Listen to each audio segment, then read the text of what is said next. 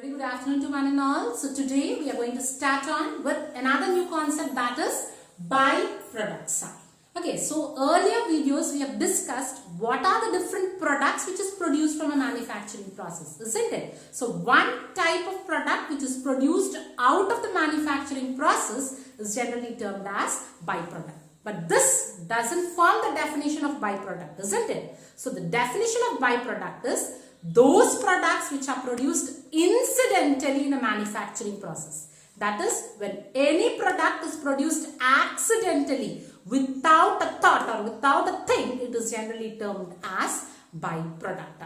So let me give you a clear definition of what byproduct is. So byproducts are those products which are produced simultaneously with a product of greater quality. That is, those products which are produced in the process of manufacturing main product accidentally is termed as byproduct. Okay, so when main product is produced during the course of production, incidentally if any product is produced with a lesser value, it is generally termed as byproduct.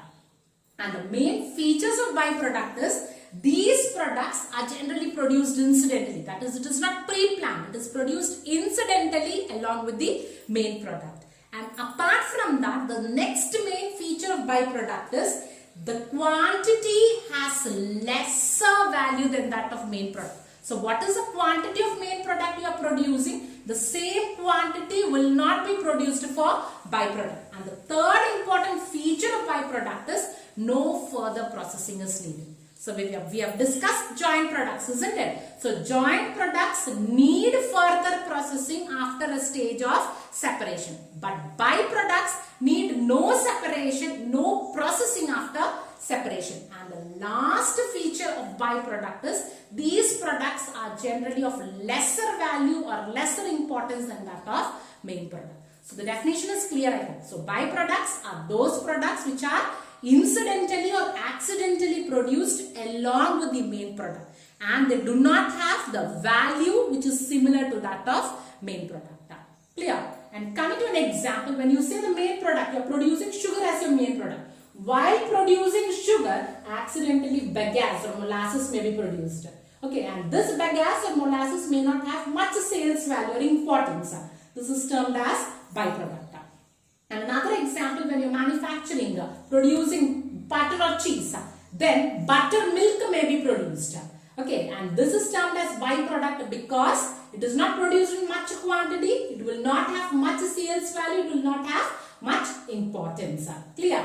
And now, coming to the differences between joint products, main products and byproducts. The first point of difference is joint products are generally more or equal importance with that of main product. So what importance main product have? The same importance. If any product has, that product is generally termed as joint product. And main products are the product which has major importance in the company is generally termed as main product. And the product which will have very least preference or priority is termed as byproduct. And coming to the second difference, so these joint products will have the equal sales value as that of main product. Whereas main product will have a significant sales value, whereas byproduct will have insignificant sales value because it is mostly treated as scrap. And the third difference is objective of industry. So joint products are generally may be the primary objective of an industry. And producing main product is also the primary objective of industry. And producing byproduct is generally the secondary objective. And coming to the next difference, nature of production. So joint products are simultaneously produced with that of main product. And the main products are intentionally produced. That is, it is planned and produced. Whereas byproducts are accidentally produced while the main products is being produced. And the quantity, coming to joint product, it will be more or less in quantity. It will not be the quantity which the producer wishes. It may be more or less. Whereas main products will be of greater quantity and byproducts produced will not be of major quantity or greater quantity. It will be produced in lesser quantity. And the last difference is accounting. For joint products, the total manufacturing costs are generally apportioned, and for main products also the manufacturing costs are apportioned. But for byproducts, no apportionment of manufacturing cost is done. So this is regarding the difference between joint products, main products and byproducts. So coming to the next one, that is accounting of byproducts. So how the accounting treatment is done for byproducts. So there are two methods of accounting for byproducts. The first method is known as non-cost method. So this non-cost method is generally used when the sales value of byproducts is generally small. Okay, repeating it, when the sales value of the byproducts is small or when the byproduct do not have any value, then this non-cost method is used for accounting byproduct. And cost methods are used when the point of separation is currently known. So when the point of separation is currently known, in order to cost the byproducts, cost method is used. So let us discuss the methods one by one. So coming to the first method, that is miscellaneous method. So this method is generally adopted when the value of byproduct is negligible. That is, if the value is generally low or the byproducts are considered as scrap. Under that conditions, miscellaneous method is used. And under this method, the sale value of this byproduct is generally credited to P&L account as miscellaneous income. Okay, when you are selling it, the sales value is generally credited to P&L account as miscellaneous income. And the second method, that is adding sales of byproduct to sales of main product. Okay, and this method is generally adopted when the sales value of byproduct is significant. That is, when sales value, then what happens is sales value of byproduct is added to the sales value of main product. And the total cost of byproduct and main product is deducted from the sales value. Okay, this is how treatment is done for byproduct under adding sales of byproduct to sales main product method. And coming to the third method, that is sales value of byproduct deducted from process account. So under this method, the sales value of byproduct is deducted from the total cost. This total cost may be either the cost of production or cost of sales, and it is posted in process account. Okay, so sales value by product deducted from process account. Under that, the sales value by product sales value is generally deducted from the total cost.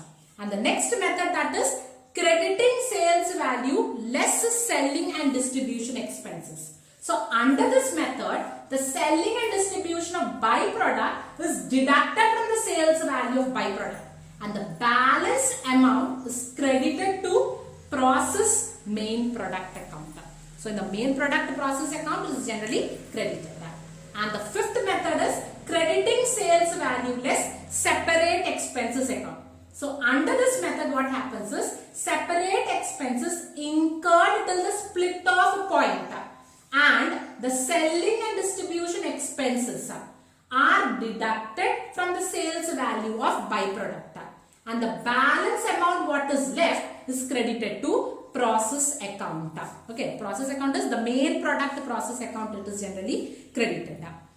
And coming to the next method, that is reverse cost method. So this reverse cost method I need not explain, because under reverse cost method we have discussed a net realizable value method of joint cost, isn't it? The same net realizable value of method, how it is treated, in the same manner the reverse cost is treated. So how, in the sense, from the sales value profit is deducted, where we will get total cost. From the total cost, subsequent expenses or selling and distribution expenses are deducted, then we will get a cost, and that is how apportionment is done, accounting is done.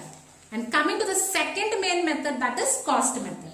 So under cost method, the first method is known as opportunity cost method. This method is also known as replacement cost method. And this method is used when the byproducts are utilized by the factory itself as raw material for another process.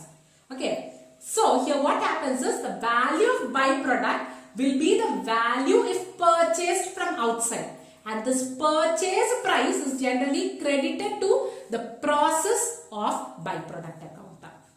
Okay, And coming to the second one, that is standard cost method. So under this method, the standard cost is set for each product first, and the process account is generally credited with the standard cost. And the last method is joint cost method. So under joint cost method, here any of the methods which is used for apportionment of joint cost can be used for accounting byproducts also. So this is regarding accounting of byproducts. Thank you. Welcome back, students, and today we are going to start on with the problems of byproducts. So in the board I have written a question, just have a look at it and we will start with the solution.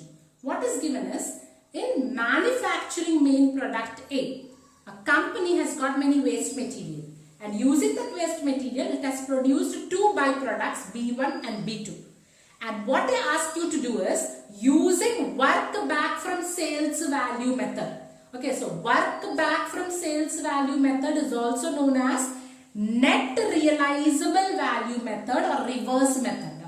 Okay, using that method they have asked you to estimate the cost, and they have asked you to prepare the comparative P&L account of three products using the given data which is given below. So here the given data is total cost up to separation point is given as 68,000, and the sales for the three products, cost after separation, estimated net profit is given, and the estimated selling expenses are also given. Okay, so when it is given like this, the first thing what we have to do is we have to find out the joint cost. Okay, that is what we are going to do now. Okay, calculation of share in joint cost. Okay, under net realizable value, how do you find out? So B1 and B2's data is given, and using that data we are going to find out the value for A. Okay, so coming to particulars, the first thing what we have to do is from sales. Okay, you have to deduct the estimated profit, you will get the total cost. From the total cost, expenses have to be deducted, then you will get the share of joint cost. Isn't it? The same thing we are going to implement it here. Sales given as, for B1 it is given as 16,000, and for B2 it is given as 24,000 minus estimated profit. So estimated profit is given as 20% of sales. So this is your sales. 20% of 16,000 you will do, you will get 3,200. And here it is given 30%. 30% of your sales is 24,000. 24,000, 30% is 7,200. So deduct it, you are going to get 12,800 and 16,800. So this will be your total cost. So from the total cost, deduct subsequent expenses.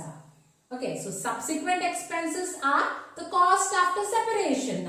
Okay, it is given as 4,800 and 7,200 for B. Deduct it, you will get as 8,000 and 9,600. From subsequent expenses, you have to deduct selling and administration or distribution expenses. It is given as 20% on sales and 20% on sales minus selling and distribution. 20% on sales, 16,000, 20% is 3,200 and 24,000, 20% is 4,800. Then you are going to get 4,800 and here 4,800. So this is your joint cost of B1 and B2. Now you have the joint cost of B1 and B2, but you don't know the joint cost of A. Then you have to find. How do you find? Okay, the total joint cost minus share of B1 and B2. If you find out, you are going to get the joint cost of A.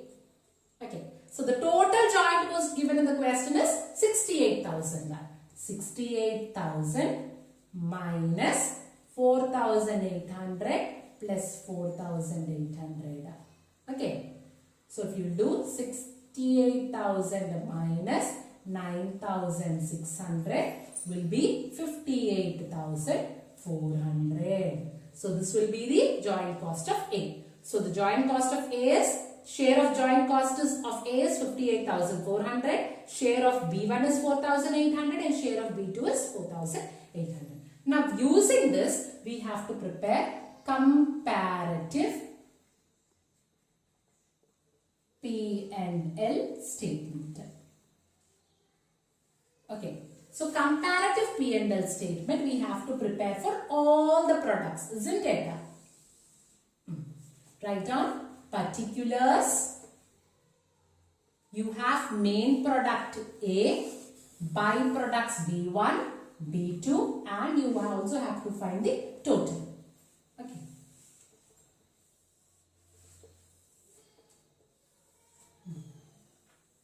So first we have to start with sales.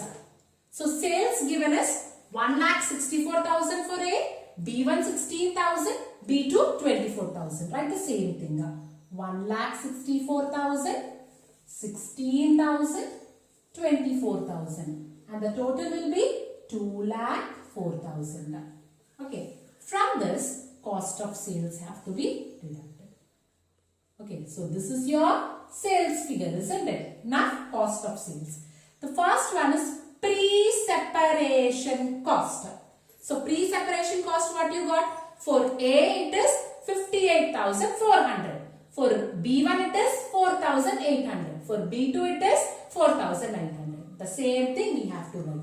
58,400, 4,800, 4,800. The total what we get is 68,000. Next, post-separation cost.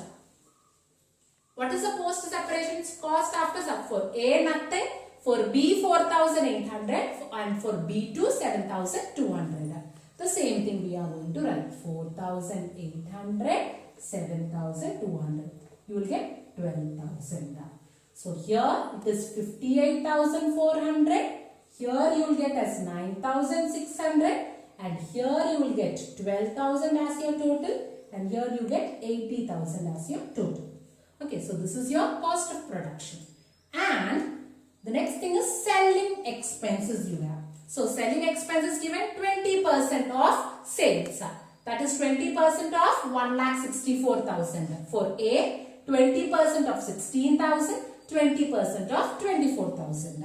Okay, then for 20% if you do, you are going to get 32,800. This you are going to get 3,200. 4,800. That is 22,000 into 20%. And the total is 4,800. Okay, clear? Is it clear? Now what we have to do is total it. 58,400 plus 32,800 is 91,200. 12,800. The total is 16,800. And the total is 1,20,800. So this will be your cost of sales. Okay. So from the sales, if you deduct the cost of sales, you are going to get profit. From sales, if you are going to deduct the cost of sale, that is 1 minus 2 if you will do, you are going to get profit. So this is 72,800. 1,64,000 minus 91,200. Next you are going to get 3,200. 16,000 minus 12,800 is 3,200. Next to 24,000 minus 16,800 is 7,200. And 2,04,000 minus 1,20,800 is 83,200. Okay, so this is the profit. Okay, but if you want to know the profit percentage on sales value, how will you find out? 72,800 by 1,64,000 into 100, if you get the percentage on sales, that is 44.4%. Again, 3,200 divided by 16,000 into 100 if you do, you will get the profit percentage on sales. The same thing if you do, you will get the 30% as well as 40.8%. This is how you will find out comparative profit and loss statement using net realizable value for joint products and byproducts. Thank you.